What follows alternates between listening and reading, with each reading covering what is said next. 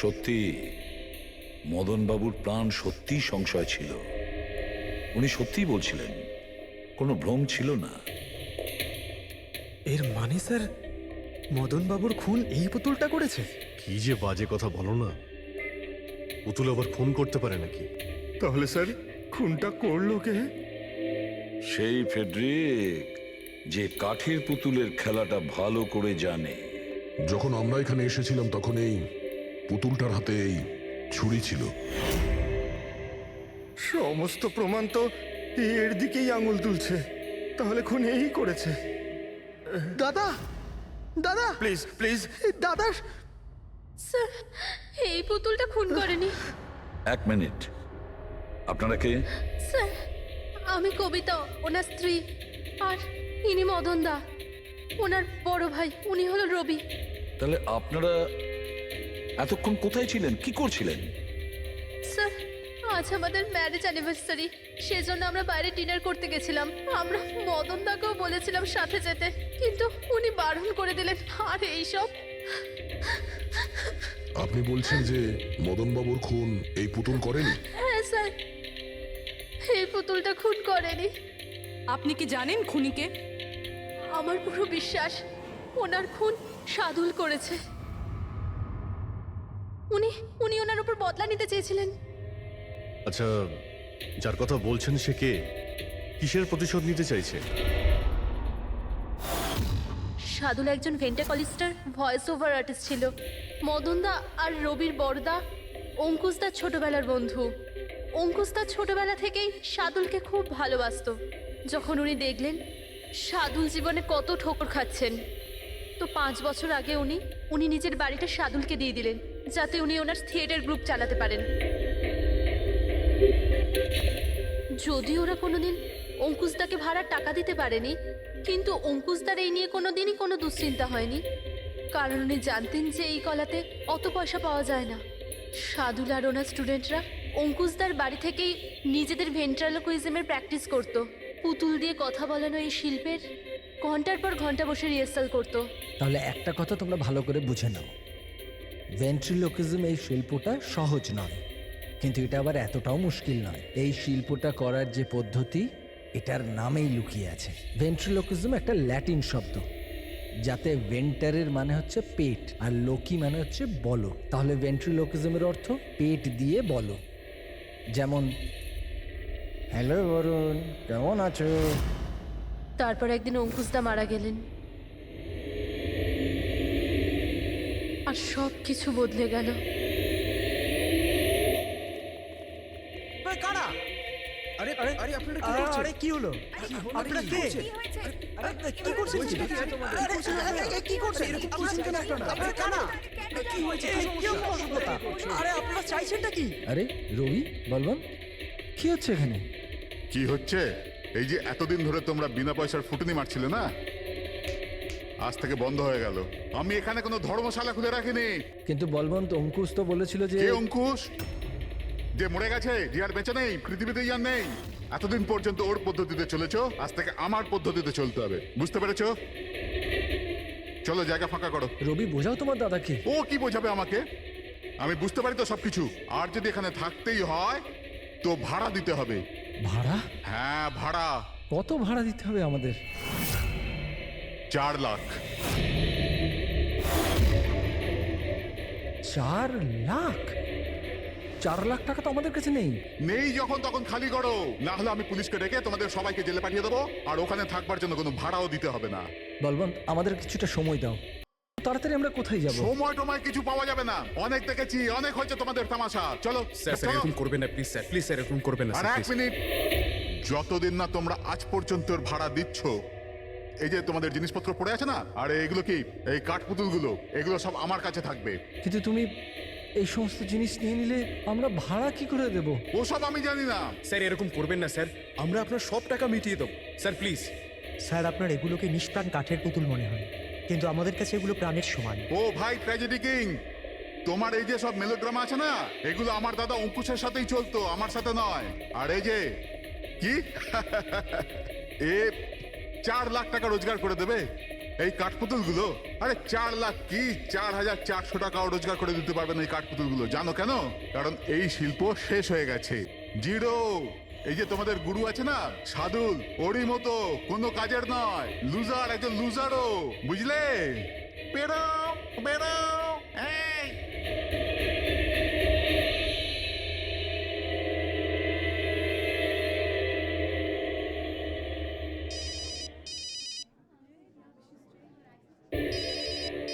এও না। কে দাদা? আবার কে? সাদুল বারবার আমাকে এভাবে ফোন করে হুমকি দিচ্ছে। আমি দেখছি। হ্যালো আমি আসছি তোকে মারতে। এবার তোর জীবন কিছুদিনের অতিথি মাত্র। হ্যালো দাদা, আমার মনে হয় আমাদের পুলিশ স্টেশনে যাওয়া উচিত। পুলিশ ডিপার্টমেন্টে আমি একজনকে চিনি, হয়তো ও আমাদের সাহায্য করতে পারে। হ্যাঁ দাদা, আমি এটুকু বিশ্বাস করতে পারিনি যে এই সাদুল এত বড় পাগল হবে। আমাদের পুলিশের কাছে যাওয়া উচিত। কোনো লাভ নেই, এই সাদুল নিজের মোবাইল থেকে ফোন করছে না, কোনো ল্যান্ডলাইন নাম্বার থেকে করছে। Landline number? আমি খোঁজ নিচ্ছি নাম্বারটা কোথাকার। কি? এটা কি বলছো তুমি? হ্যাঁ ঠিক বলছি, এই নাম্বার এই হসপিটালের মর্গ রুমের। সাদুল আমাকে হসপিটালের মর্গের রুম থেকে কেন ফোন করবে? এই নাম্বার থেকে এনাদের কাছে ফোনে হুমকি দিচ্ছে, কাল রাত আর আজ সকালেও দিয়েছে, টানা 3 দিন ধরে আসছে। কে করছে এই কল? স্যার, এই ফোন দিয়ে কারোরই ফোন করবার কোনো অনুমতি নেই। আমি সারাদিন এখানেই থাকি, এই ফোন থেকে কেউ কোনো ফোন করেনি। তাহলে তুমি নিশ্চয়ই কল করেছো? স্যার, আমি কেন ফোন করব? আমি তো আপনাদের চিনিও না। হ্যাঁ হতে পারে তুমি সাদুলের কথা করেছো। কি নাম বললেন আপনি? সাদুল। সাদুল? এই যে এ হলো সাদুল, চেনো তুমি একে? এ আপনাদের কি করে কল করবে? কেন করতে পারবে না কল?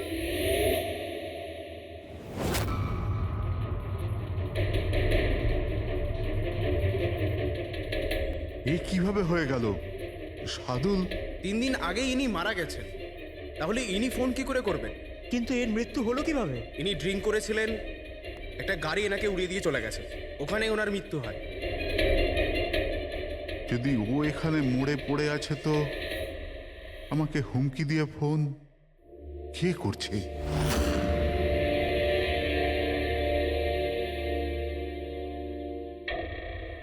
স্যার, হ্যাঁ, পুলিশের রেকর্ড অনুযায়ী তো এই সবকটা কল মর্গের ল্যান্ডলাইন থেকে এসেছিল। কিন্তু মর্গেন ল্যান্ডলাইন তো কেউ ইউজই করে না, তাহলে এসব কি করে? পূর্বী ভালো করে চেক করো, দেখো ব্যাপারটা কি। মনে হচ্ছে ব্যাপারটা গোলমেলে। স্যার, হ্যাঁ, উনি কিচ্ছু জানতে পারবেন না। আপনি এরকম কেন বলছেন? কারণ সিআইডি স্যার জীবিত লোকেদের ধরতে পারে, আত্মাদের নয়। আর আমি জানি এটা সাদুলের আত্মাই করেছে। দেখুন, এই আত্মা বলে কিছুই হয় না। আর আপনি একজন এডুকেটেড পার্সন হয়ে এইসব বলছেন? আপনিও তো পড়াশুনো জানা, আপনি বলুন না, একটা লাশ মর্গ থেকে ফোন কি করে করতে পারে? কি করে ওই মদনদার সাথে ওই পুতুলটা কথা বলতে পারে? স্যার, তাদের এটা নর্মাল মনে হচ্ছে। আপনারাও এমন কিছু ফিল করেছেন যেটা মদনবাবু করেছিলেন? হ্যাঁ স্যার। না, বাঁচাও, আমি তোমাদের ছাড়বো না। তোমরা খুব বিরক্ত করছো আমাকে, তোমাদের সবাইকে মেরে ফেলবো আমি, ছাড়বো না। দাদা, সরে যাও। না, দাদা কি হলো? এদিকে আসবে না। আরে কিন্তু দাদা এটা কি করছো তুমি? দাদা কি? কাঠপুতুল আছে এখানে, সরে থাকো। কাঠের পুতুল? আমাকে মারতে এসেছে, আমি বলেছিলাম না। দাদা 1 মিনিট দাদা এটা কি করছো তুমি? রবি, এই এই আওয়াজটা ওপর থেকে আসছে। কিন্তু উপরে তো কিছুই নেই, পুরো তো স্টোর রুম আছে আর একটা বন্ধ ঘর আছে। Store room? হ্যাঁ, ওই স্টোর রুমের মধ্যেই তো আমি সমস্ত কাঠপুতুলগুলো একটা বড় বাক্সের মধ্যে তালা লাগিয়ে বন্ধ করে রেখেছি। কাঠের পুতুল? ওগুলো সব বাইরে চলে এসছে কিভাবে? কি?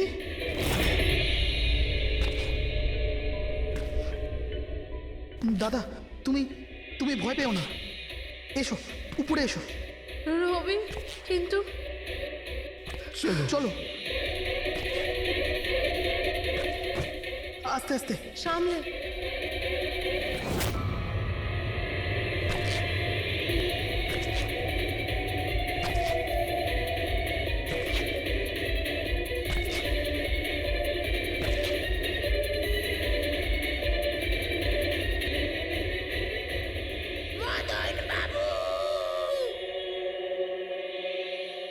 দাদা আওয়াজ এই ঘর থেকে আসছে। হ্যাঁ এসো।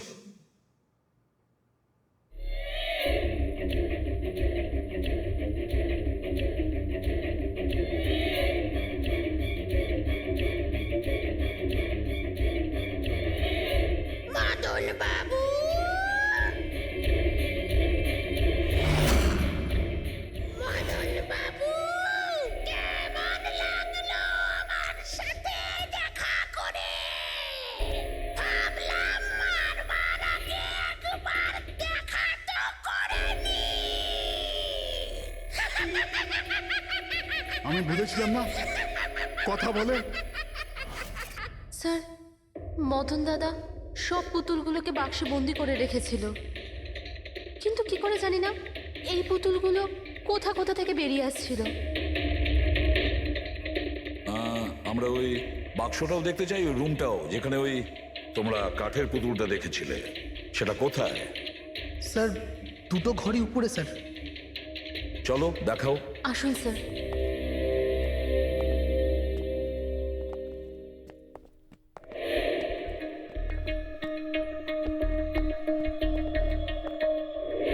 স্যার পায়ের আওয়াজটা আমরা করিডোরে শুনেছিলাম, আর ওই পুতুলটা আমরা এখানে এখানে দেখেছিলাম স্যার।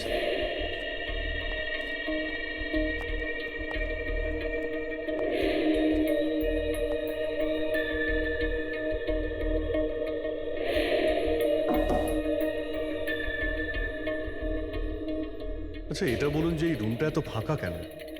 স্যার আমি ভেবেছিলাম কি এখানে ট্রেডমিল আর বাইসাইকেল রাখবো, একটু এক্সারসাইজ করব, কিন্তু সময় পাইনি।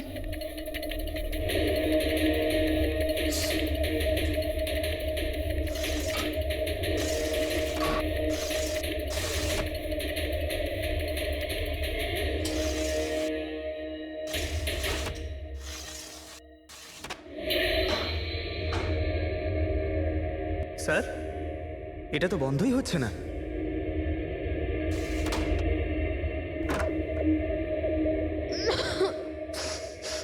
আসুন স্যার। স্যার এই ওই পেটিগুলো যেখানে পুতুলগুলো বন্ধ করা আছে। একটু লাইটটা অন করবেন? হ্যাঁ।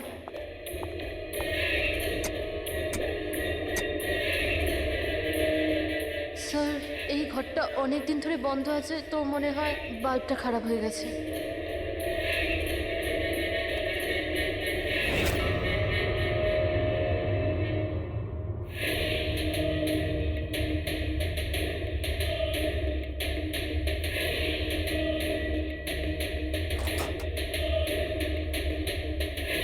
স্যার প্রত্যেকটা বক্সে তালা লাগানো আছে।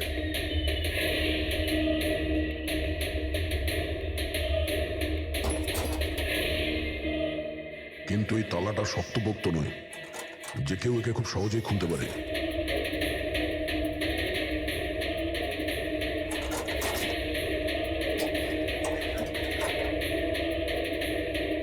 এতগুলো পুতুল,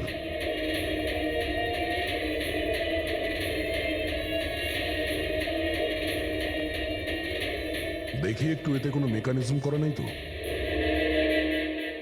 স্যার আমি আপনাকে বলছি তো, এরা কথা বলে না। স্যার নিশ্চয়ই সাদুলের আত্মা এসে এদের কথা বলায়। ভেতরে কোনো মেকানিজম কিন্তু কোনো স্পিকার তো নেই যার থেকে আওয়াজ আসবে। স্যার উনি কিন্তু ঠিক কথাই বলছেন, না তো কোনো মেকানিজম আছে না কোনো স্পিকার, কিন্তু তাহলে এই পুতুলগুলো কথা বলে কি করে?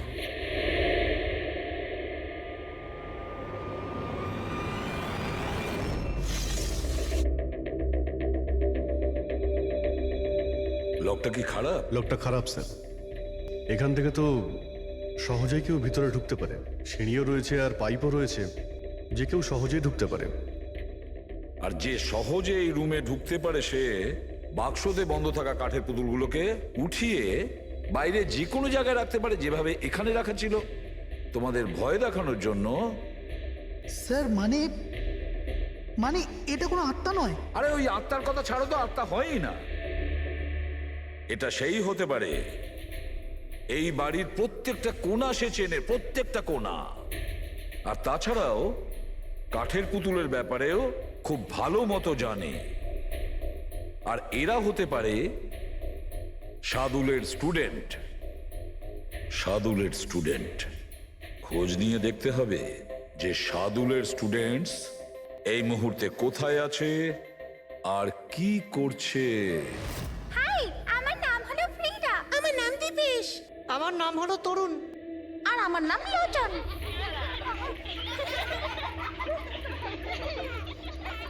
আজ আমি তোমাদের একটা দারুণ গল্প শোনাতে চলেছি। না, সবসময় কেন তুমি শোনাবে গল্প?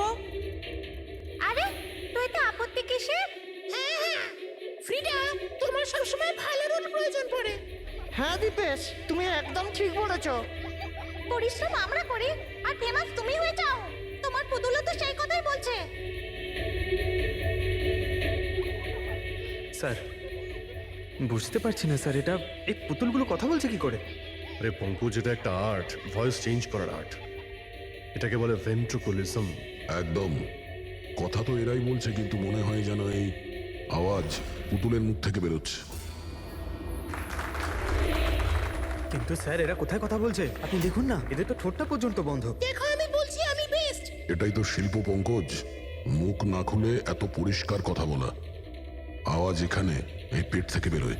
ওই আর্টটাও এদের মতো শিল্পীরই তৈরি করা। ওই পুতুলগুলো এই আর্টের দ্বারাই মদনবাবুর সঙ্গে কথা বলে, আর ওই নিউজ রিডারও। কিন্তু স্যার, এরা তো পুতুলগুলোকে হাত দিয়ে নাড়াচ্ছে স্যার। হ্যাঁ, এরকমই তো হয় পাপেট শুয়ে। কিন্তু মদন বাবু ওই পুতুলটা দেখেছিল স্যার, ওটাতে কেউ হাত দিয়ে নাড়াচ্ছিল না, আর না কথা বলছিল এভাবে। হ্যাঁ ঠিক আছে, হতে পারে কোনো মেকানিজম ফিট করেছিল ওই পুতুলে, যেটা কোনো রিমোট কন্ট্রোল দিয়ে অপারেট করা হতো। স্যার, কিন্তু রবি বলছিল যে ওর ভেতর কিচ্ছু নেই, কিচ্ছু নেই। সাউন্ড মেকানিজম ছিল না, কিন্তু ওর মাথার ভেতরে কোনো মেকানিজম ছিল, যার কারণে ওর মাথা আর মুখটা নড়তো, যেটা হতে পারে রবি দেখেনি। এইরকম পুতুল তৈরি করা শার্দুল বা ওর কোনো স্টুডেন্টেরই কাজ হতে পারে। যে মদনবাবুর বাড়ির কোনা কোনা চেনে, এরা জানতে পারে ওই জালনার ব্যাপারে, যার লকটা ভাঙা ছিল। বাড়িতে ঢুকে প্রত্যেক জায়গায় পুতুল বসানো আর ওদের দিয়ে কথা বলা তো এদের বাঁ হাতের কাজ। কিন্তু স্যার, মর্গ থেকে এরা কল কি করে করলো? স্যার, হ্যাঁ, স্যার, স্যার, জানতে পেরে গেছি যে মর্গ রুমের ফোনগুলো কিভাবে আসছে। কিভাবে? স্যার, এর জন্য স্কুফিং সফটওয়্যার ব্যবহার করা হয়েছে। স্কুফিং সফটওয়্যার? সেটা আবার কি? স্যার, এক্ষুনি বলছি।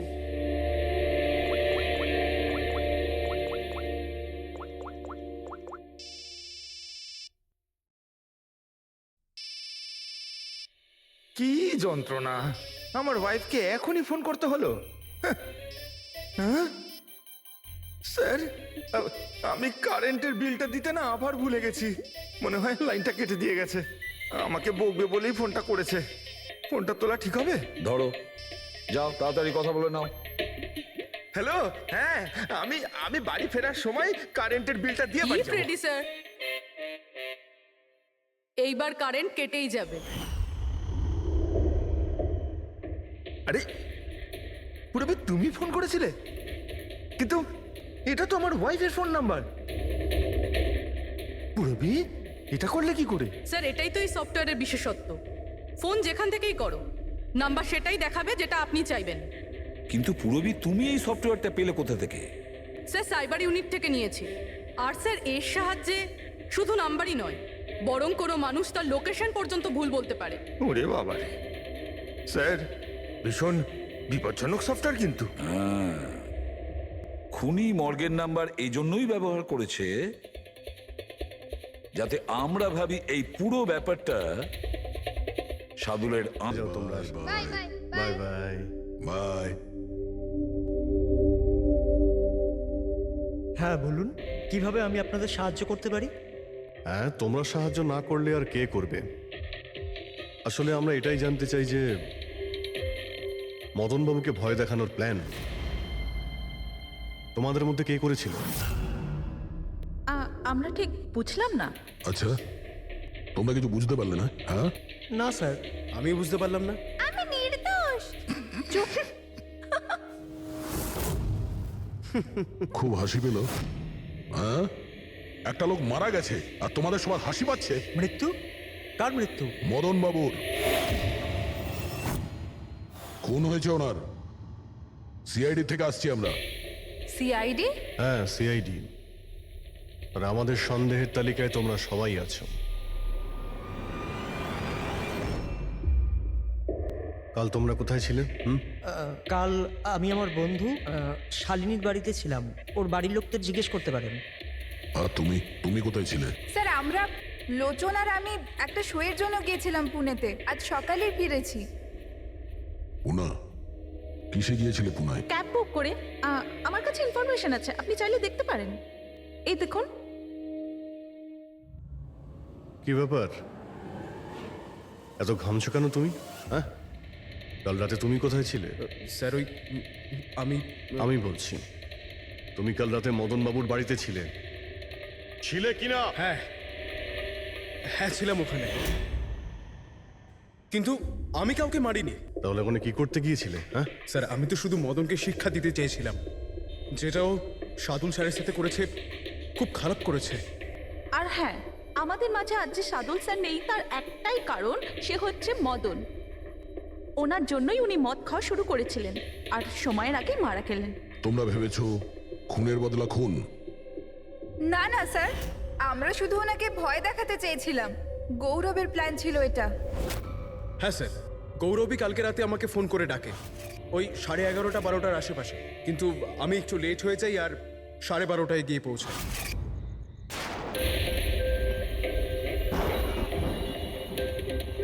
আজ তো এমনিতেই অনেক লেট হয়ে গেছি, মেরেই ফেলবে গৌরব আমাকে। চলে গেছে হয়তো ভিতরে, এবার ওকে ইশারা কি করে করবো?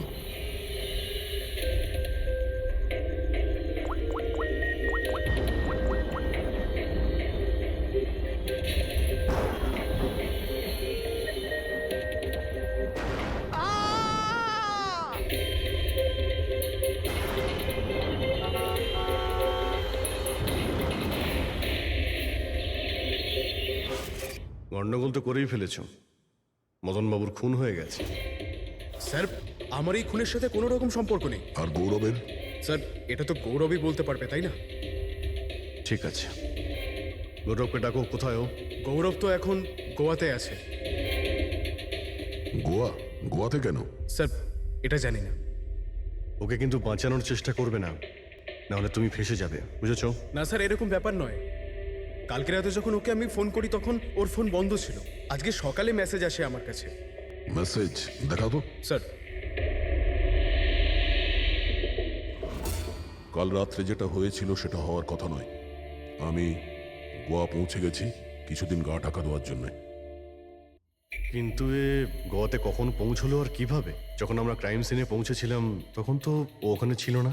হ্যাঁ, যদি আমরা এটাও ভেবে নিই যে যখন আমরা ওখানে পৌঁছলাম তার ঠিক আগে ও ওখান থেকে বেরিয়ে গেছে, তাহলে ও গোয়া কি করে পৌঁছবে? খুন হয়েছিল রাত 1টার সময়, আর তারপরে আমরা ওখানে পৌঁছেছি। ফ্লাইট নেই গোয়া যাওয়ার জন্য।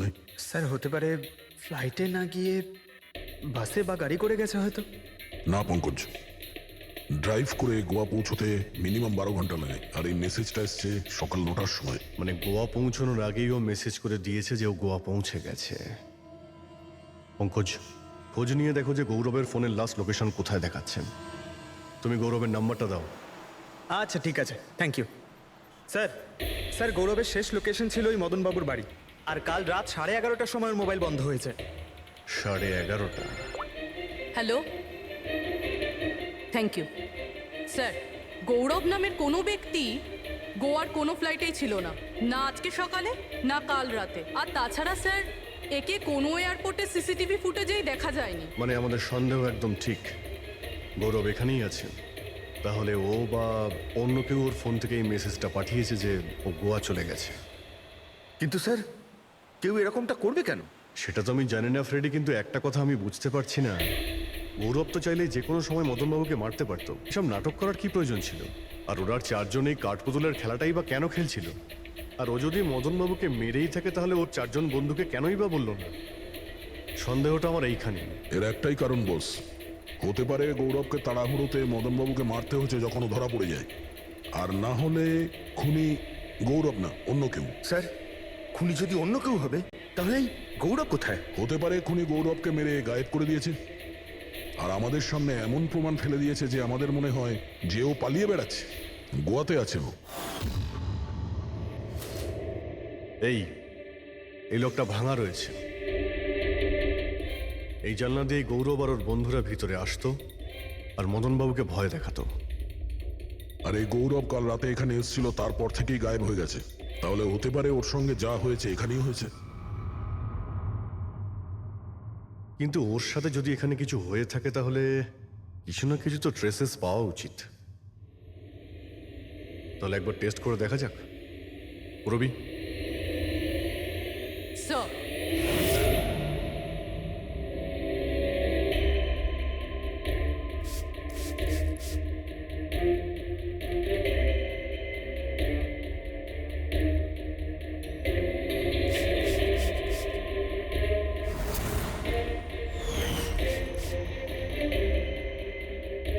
স্যার আপনার সন্দেহ ঠিক ছিল, এখানে তো রক্ত রয়েছে। ও যখন এই দরজা দিয়ে বাইরে বের হয়েছিল তখনই ওর উপরে কেউ আক্রমণ করে। স্যার এদিকে তো কোনো চিহ্নই নেই। ওদিকটা দেখো। এই যে স্যার, ওখানেও দেখো।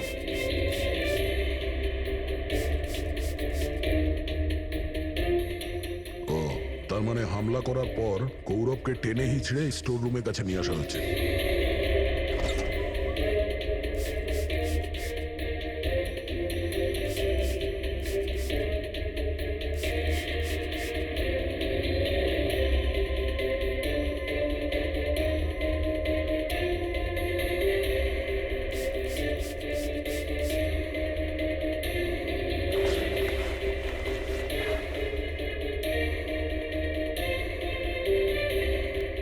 রক্তের দাগ তো এতটা অবধি রয়েছে, তার মানে গৌরবকে এখানেই। আর আমরা এখানে এলাম কিন্তু আমরা জানতেই পারলাম না। আর তারপরও গায়েব হয়ে যায়। মনে হচ্ছে এখন বডিটাকে কোথাও পুঁতে দিচ্ছে এই বাড়ির লোকেরা।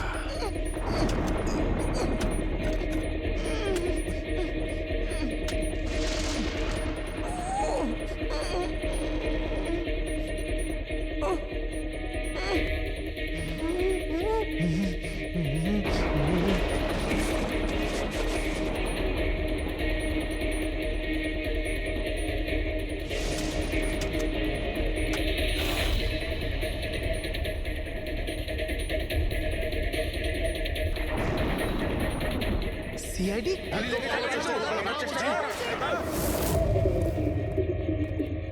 সরে যাও। পিছিয়ে যাও।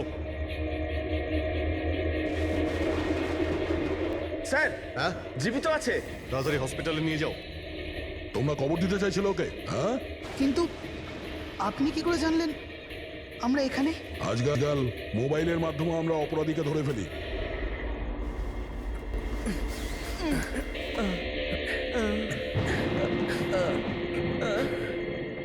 চলো তাড়াতাড়ি নিয়ে যাও ওকে। চলে এসো।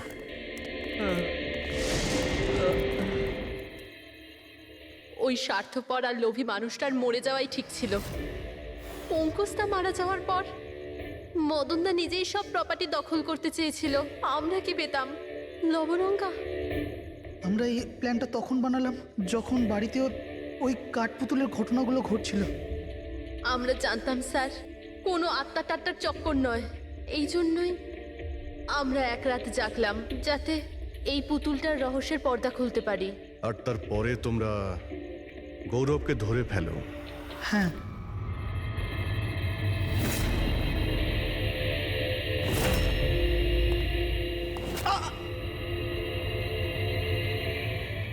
গৌরবের থেকে সব সত্যিটা জানার পর আমরা ভাবলাম যে ওর ওই কাঠপুতুলের খেলার সুযোগ নিয়ে আমরা মদন দাদাকে মারতে পারি। আর সেই কারণে গৌরবের ওপর হামলা করে ওকে বাক্সে ঢুকিয়ে দিয়েছো।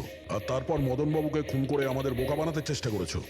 আর এটা দেখাতে চেয়েছিলে যে খুন পুতুল করেছে। হ্যাঁ, আমরা জানতাম যে সিআইডি কখনোই আত্মাদের গল্প আর পুতুলদের খেলার উপর বিশ্বাস করবে না।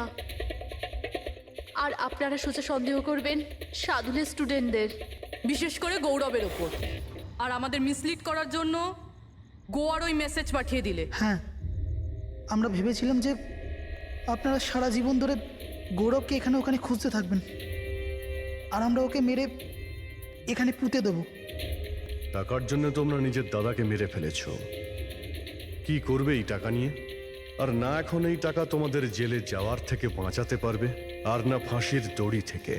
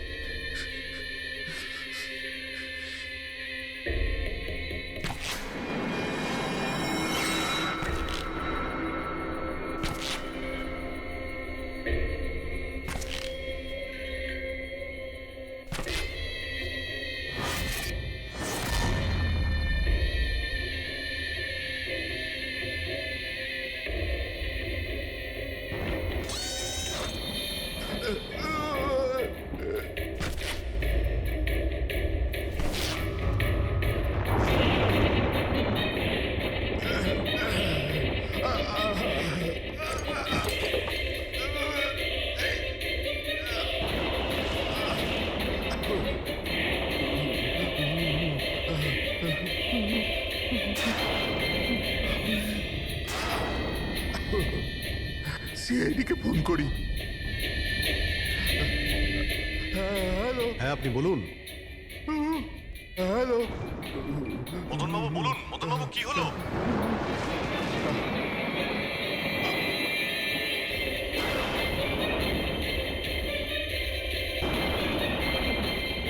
না না,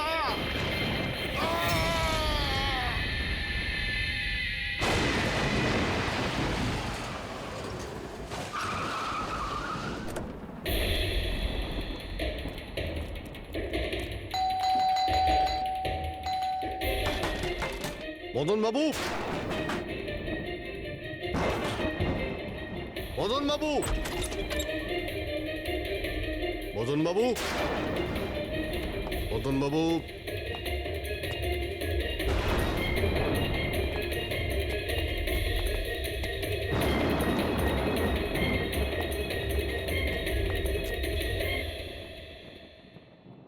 দয়া,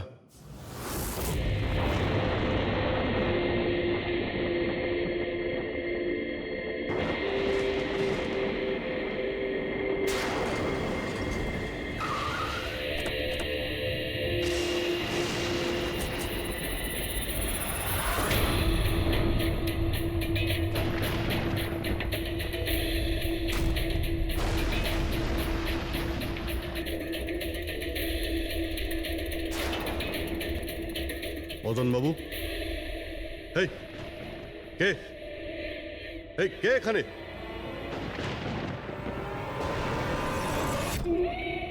এটা কি?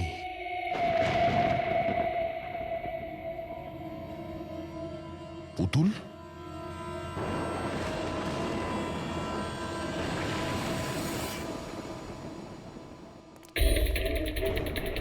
অভিজিৎ,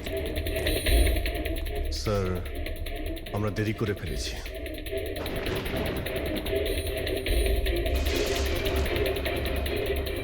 মাই গড,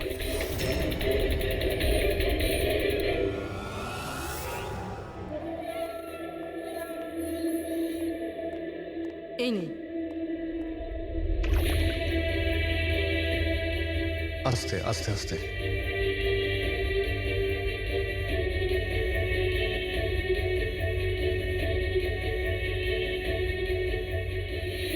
মদন বাবু, আপনি ঠিক আছেন তো? কেন, কি হয়েছে আপনার? কেউ আছে যে আমাকে প্রাণে মারতে চায়?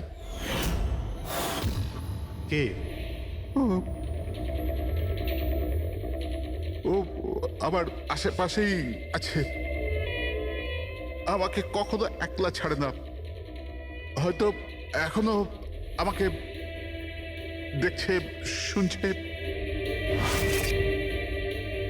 দেখুন মদনবাবু, একদম চিন্তা করবেন না, আপনার কিচ্ছু হবে না, আমরা আছি না।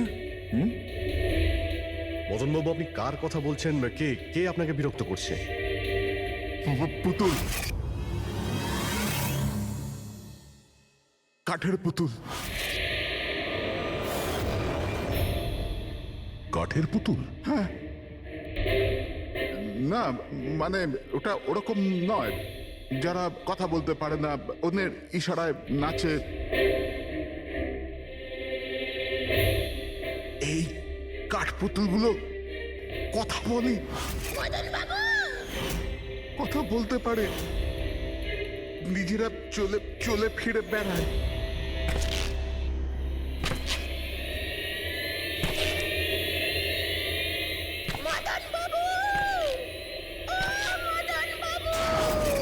কথা বলা কাঠের পুতুল? হ্যাঁ, আমি জানতাম আপনাদের আমার কথা বিশ্বাস হবে না, কিন্তু কথাটাই এরকম যে কেউই করবে না।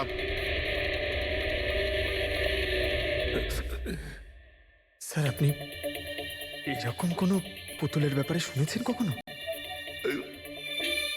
না। জানেন কিছুদিন আগে আমার সাথে কি হয়েছিল?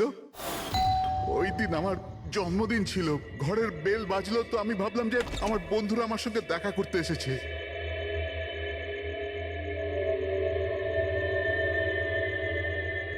এত রাত্রে কে বেল বাজালো? অদ্ভুত তো।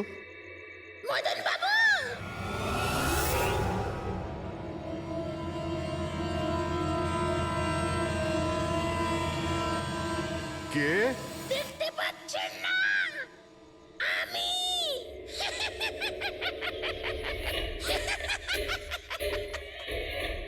আরে আমি, এত অবাক হওয়ার প্রয়োজন নেই। জানেন কি এখানে আমি কেন এসেছি? কেন? তোমার প্রাণ নিতে। কি?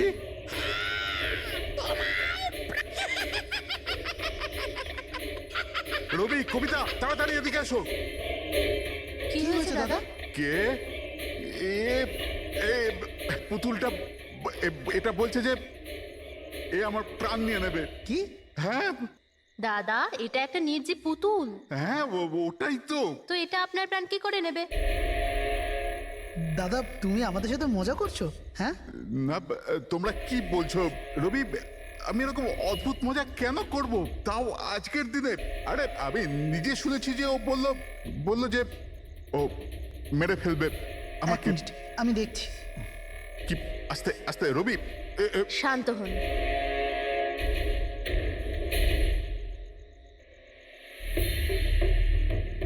দাদা, মনে হচ্ছে তোমার সাথে কেউ মজা করেছে। এই কাঠের পুতুলের মধ্যে কেউ মনে হয় স্পিকার ফিট করেছে। চেক করো, হয়তো কোনো স্পিকার আছে।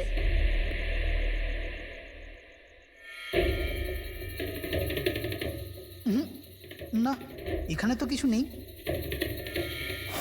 এখন কোথায় ওই পুতুলটা? কি করে থাকবে? আমি ওই সময় ওকে একদম ভেঙে চুরে জ্বালিয়ে দিচ্ছি, শেষ করে দিয়েছি। হুমকি দিচ্ছিল আমাকে, ওকে আমি কিভাবে এমনি ছেড়ে দিতাম? আপনি কি সত্যিই দেখেছিলেন? হ্যাঁ, আমি। মদনবাবু, এটা হতে পারে যে আপনি কোনো স্বপ্ন টপ্ন দেখেছিলেন। না, আমি দেখেছিলাম ও একলা। আমি আর একবার নয়, এরকম আমার সাথে বেশ কিছুদিন পর।